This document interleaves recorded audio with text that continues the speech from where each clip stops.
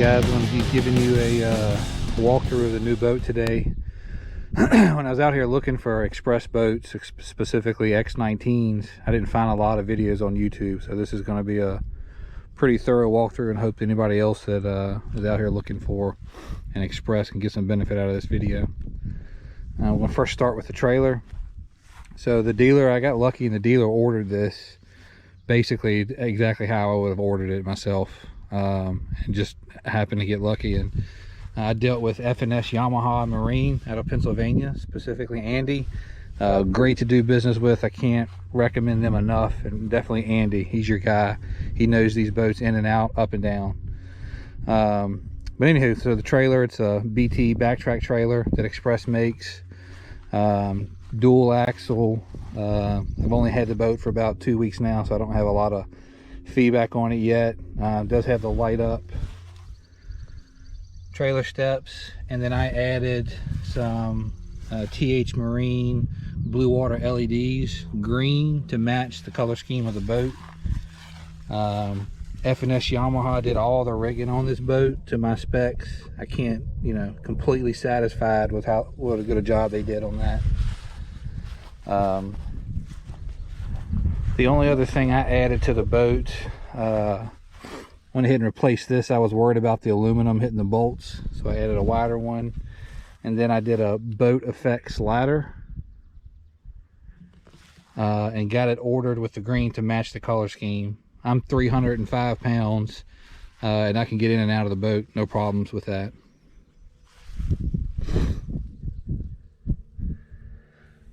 So again, I'm just going to take my time. So this is made for people looking at buying an Xpress.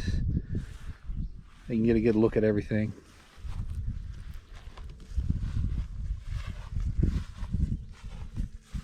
I think you can get an upgraded package where you get some better rims, but these meet my needs. I think they look pretty sharp too. The loading, the guidance sticks there. The Xpress, that's a nice touch. And I went with the, I went with Andy, and when they ordered, they went with the 200 SHO, but I was looking for a boat with the 200 on it. I didn't want to do the 175. The thing, it just flies. I'm still learning how to drive it, trim it out appropriately. But really happy with the engine. A bunch of my friends have this engine, or 250 in the same model, and they're really happy with it. It's got a 10-inch hydraulic jack plate. And then I added the Minn Kota Raptor 8-foot. My buddy Brandon at Southside Boats in Clarksville, Virginia, put that on for me. Good dude. If you're ever looking for a boat mechanic that knows their stuff and knows their Minn Kota and Garmin and Humminbird products, Brandon's your guy. It's Southern Boat Works in Clarksville, Virginia. I ended up using the 6-inch bracket because the cowling's so big on the 200. I didn't want to hit, and I have not had any issues. I can turn it completely around with no problem. It doesn't hit.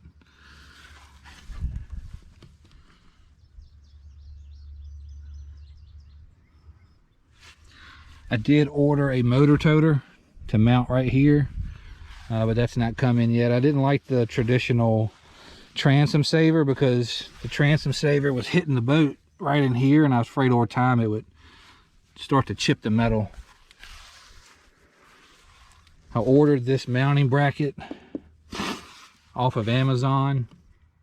That way you can move this thing. You mount it one time, you can move the transducers all over it without having to drill a bunch of holes in your boat.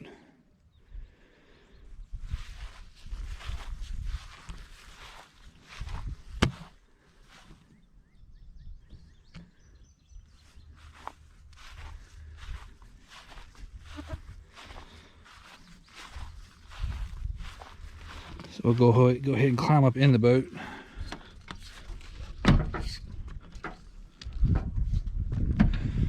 Start up front. So I did have I think it's the 54-inch shaft Minn Kota Ultrax. I think they come from Xpress with a Garmin on it, but I've had a Minn Kota for so long, and I feel like Garmin's still out there working through some bugs, so I went with this. I was debating on a shorter shaft, but after talking to a bunch of guys, I was worried that it would come out of the water in rough water when it was on spot lock. And the second trip out, I was right. Even this shaft came out of the water, so I'm glad I went with the longer shaft.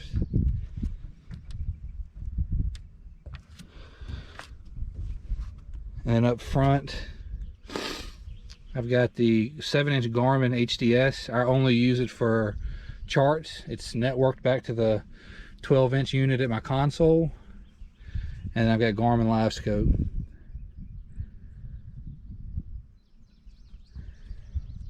I did order a matching cool foot pad to match the color scheme. And then obviously my pads for my Raptor. It's got retractable boat straps.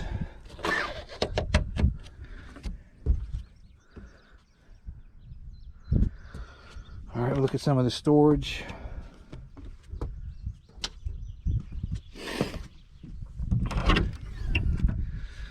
So this is my rod locker. I ended up taking out the tubes and then the kind of the plate back here, and get way more rods in here this way. I came out of a Ranger RT 188 and I kept tubes in there, and it was a pain in the ass putting all your rods up every day and taking them out. I feel like this has cut it in half. It's got the rubber pads there.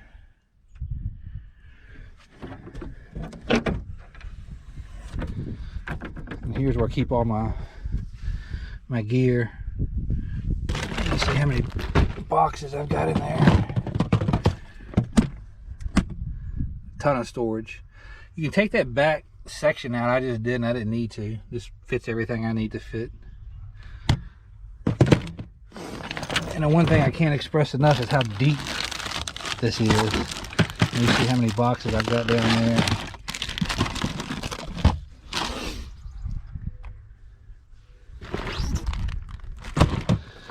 Keep all that there. Then you've got another storage compartment here. And I just got bags and bags of soft plastics, swim jigs, you name it.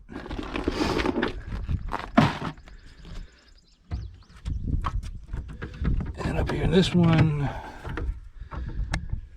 I just got some odd and end stuff, some crappy gear. Sometimes I'll see crappy on the Live Scope and the bass are slow, so I start picking up on them. Here you got a cooler. I actually use it. It doesn't hold ice great. I usually put a bag in it first thing in the morning. I put another bag of my live well, added to it about 2 hours into the day, and they're usually good. I did add these little dampeners here. They're not staying all that great, but that helps it much more quieter. When Andy and team ordered it, they ordered it with the appearance package, so it's got all the C-deck here and the C-deck in the floor. I think it just makes it look way more sharper.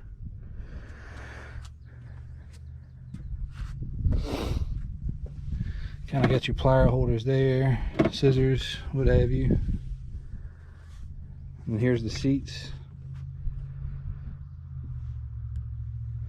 I took the center seat out.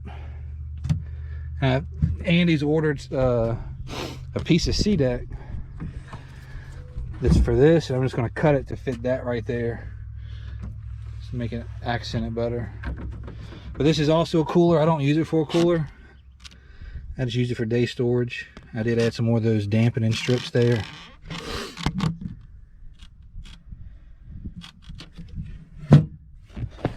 Here, I think it's pretty standard, but they come with a battery charger, and it's got a couple of my girlfriend's little shaky head bag. That's all she fishes with.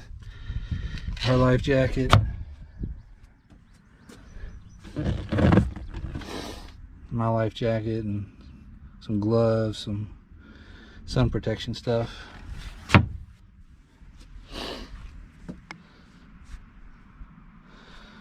So at the console, I've got a 12-inch HDS carbon Lowrance, and that's all I ran. It's on a Bass Boat Technologies mount.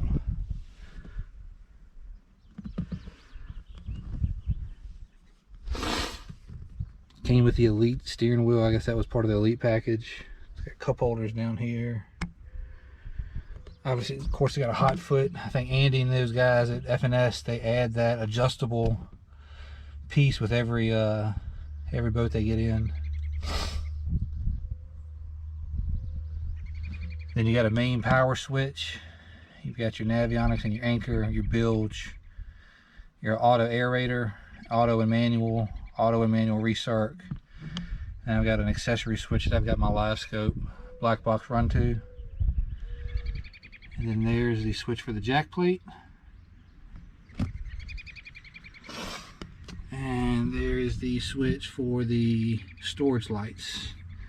So I've got storage lights in all the front lockers, as well as the live well.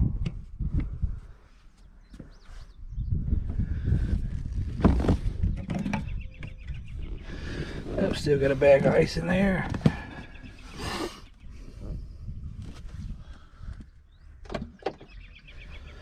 That's the live well. It's got recirc and pump out. You use the same switch, so if it's out like this, it's I think it's pump out. Click it in, it's recirc.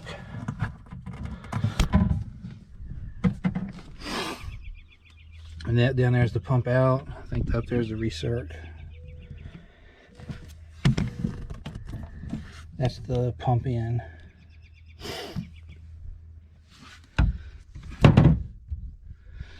I like this too. They got added the C deck there. I think that comes with the appearance package, but I ain't sure.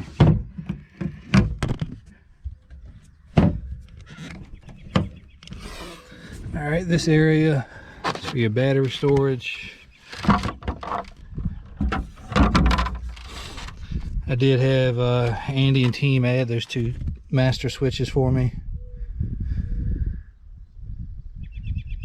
I run all size 31 AGM batteries. There's the Raptor pump over there.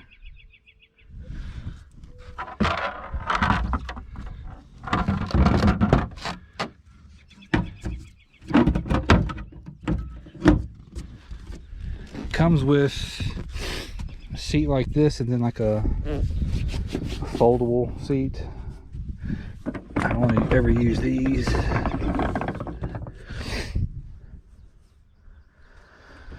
Hydraulic steering. You see where the hoses come out for that.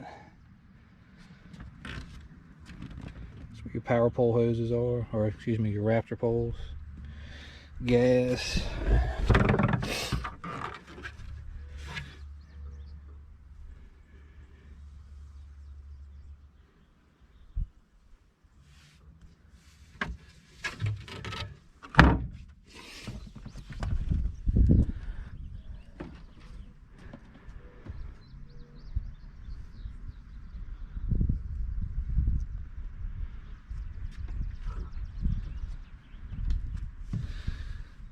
Where your passenger's rods go.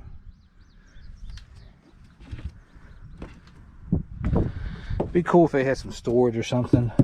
Feel like that's some wasted space, but I'm not an engineer, what do I know?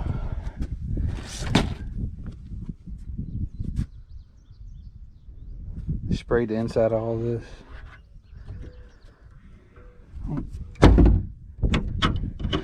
So like I was telling you guys, I came out of a Ranger RT 188, which had a 115 on it. So definitely liking the new speed, but I was worried about losing deck length or deck width. And I feel like I lost a little bit of length, like maybe 9 inches, 8 inches. But it's way wider than the RT 188 in my opinion.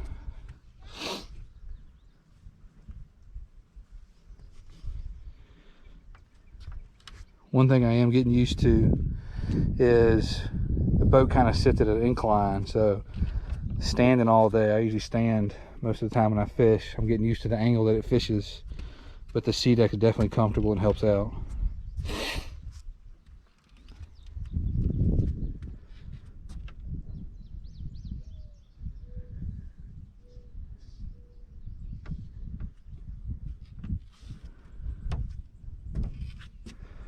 Well, that's it guys, 2021 Xpress X19 Pro.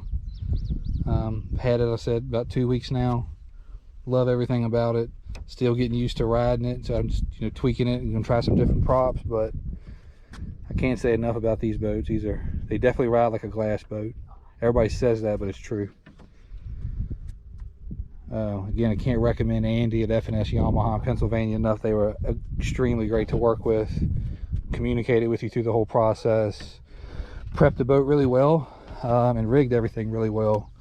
So there was no surprises when I went to pick it up.